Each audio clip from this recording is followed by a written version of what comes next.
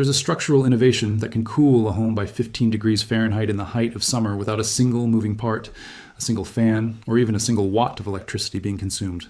While the modern construction industry relies on mechanical HVAC systems with a coefficient of performance that degrades every season, this technology turns the very walls of a building into a cooling system.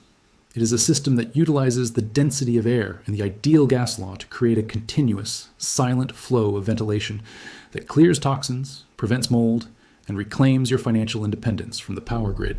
Yet despite being the most cost-effective cooling solution in human history, this technology has been sidelined by a building industry that prioritizes airtight plastic-wrapped boxes over structures that actually live and breathe. So what is it? How does it work? And more importantly, how can you benefit from it? Let's find out. To understand why this technology is a threat to the modern energy status quo, you have to understand the crisis it was designed to solve. The adoption of the solar chimney was never a matter of architectural preference. It was a necessity. The origin of this technology begins on the arid, blistering plateaus of ancient Persia, specifically in cities like Yazd. 3,000 years ago, architects faced a biological necessity: how to keep a city habitable when the ambient temperature regularly exceeds 113 degrees Fahrenheit. They didn't have the luxury of electricity or chemical refrigerants. What they had was an intimate mathematical understanding of the density of air. They developed the badgir of vertical masonry. Towers. They were the world's first solar thermal engines. By utilizing the pressure differential between the shaded courtyards and the sun-baked tower tops, they created a constant thermal siphon. In many cases, these towers were paired with qanats, underground water channels. The tower would pull air across the water, utilizing evaporative cooling to drop the temperature of the air before it ever entered the living space. For centuries, this was the global standard for high-performance cooling.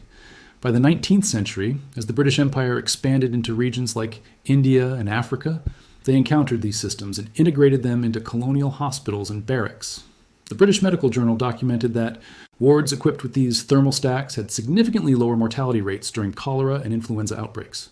The reason wasn't medicine, it was physics. The stacks provided a constant atmospheric flush, removing pathogens and moisture that thrive in stagnant air. The reason a solar chimney outperforms a mechanical fan is not about horsepower. It is about the physics of the stack effect and the Bernoulli principle. To understand the engineering of a building that breathes, you have to follow the air. At its core, a solar chimney is a vertical shaft designed to maximize solar gain. It consists of a high-efficiency absorber plate, usually a dark-colored metal or masonry surface, positioned behind a layer of high transmittance. Glazing. As solar radiation passes through the glass, it hits the absorber plate and is converted into long-wave thermal energy.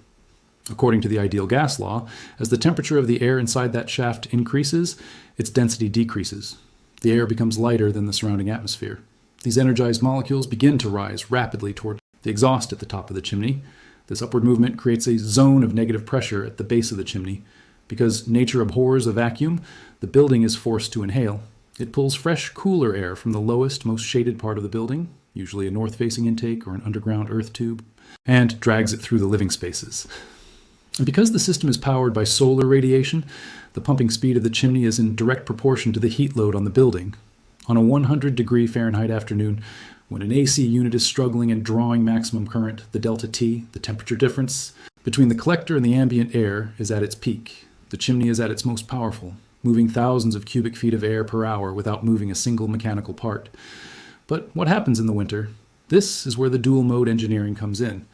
A properly designed solar chimney includes a bypass damper. In the winter, you close the exterior exhaust and open an interior return vent. The rising hot air is no longer dumped outside. It is recirculated back into the building's thermal mass. This effectively turned your cooling tower into a massive solar air heater. The performance of this atmospheric engine is dictated by two primary variables: the height of the stack and the temperature difference. The taller the shaft, the greater the pressure differential, and the higher the velocity of the air. This is the engine displacement of your home. And the performance of these systems isn't anecdotal. It is backed by decades of bioclimatic research. In 1995, researchers at the University of Arizona conducted an extensive audit of a residential solar chimney in the Sonoran Desert. They found that the system maintained an indoor temperature of 75 degrees Fahrenheit, while the outside air was a blistering 106 degrees Fahrenheit. That is a 17-degree Fahrenheit reduction using nothing but the weight of the atmosphere and the heat of the sun. But the real evidence is in the air changes per hour. The Environmental Protection Agency estimates that indoor air is often 2 to 5 times more polluted than outdoor air. In a modern airtight home with a standard HVAC system, the air is mostly recirculated, providing less than 0.5 air changes per hour of fresh air. This leads to the buildup of volatile organic compounds, CO2, and moisture. A solar chimney, on the other hand, provides between 8 and 12 air changes per hour of 100% fresh filtered air. This constant atmospheric flush prevents the sick building syndrome that plagues modern residential construction.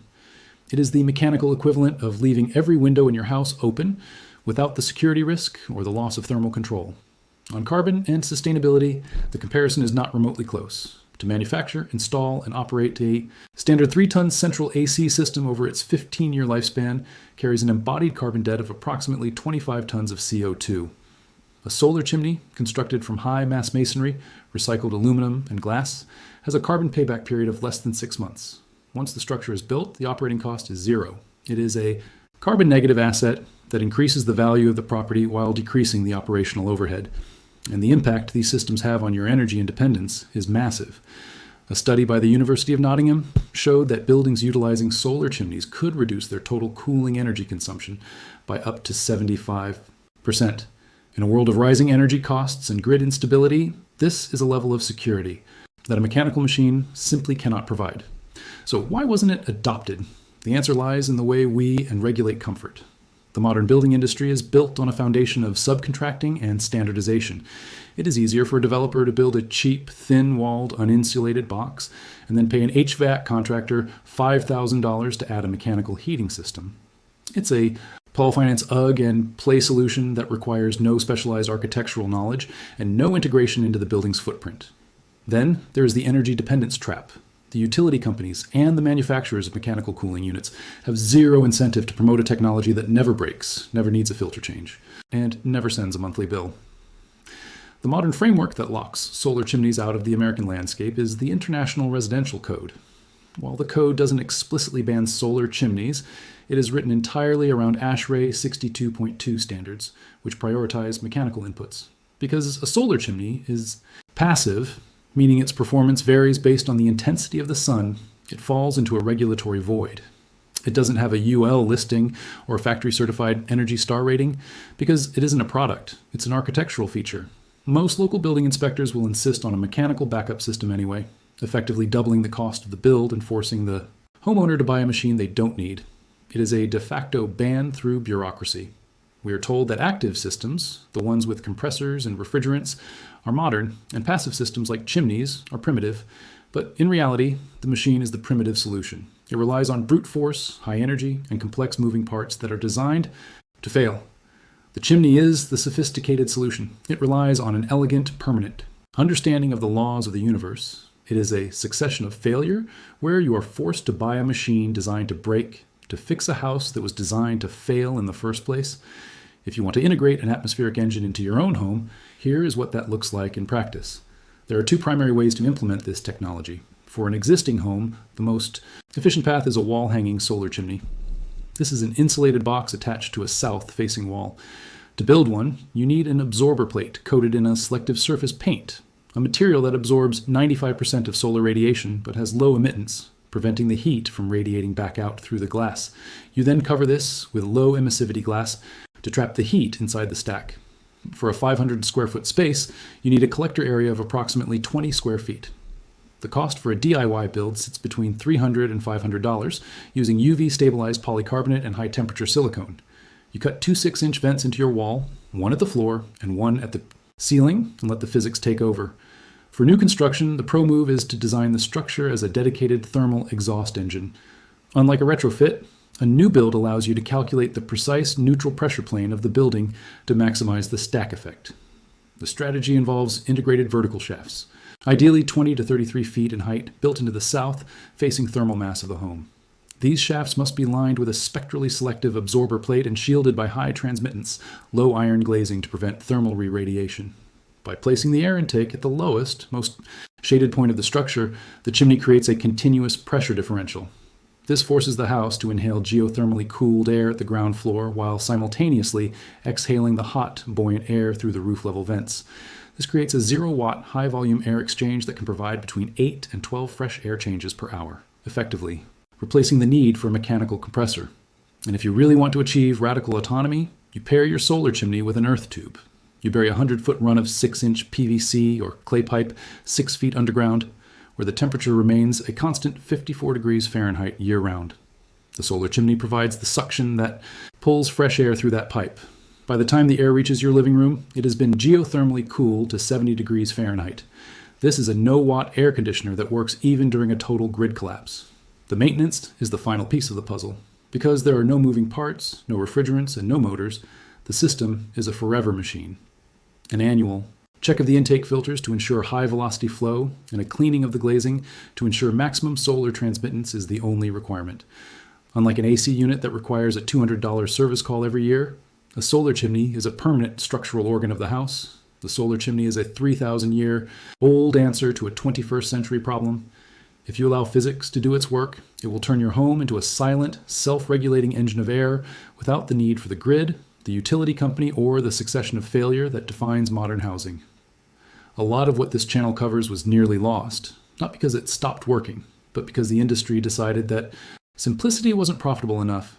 If rediscovering the lost art of self-sufficiency and high-performance building matters to you, then subscribing and sharing is the simplest way to make sure this kind of knowledge keeps being found.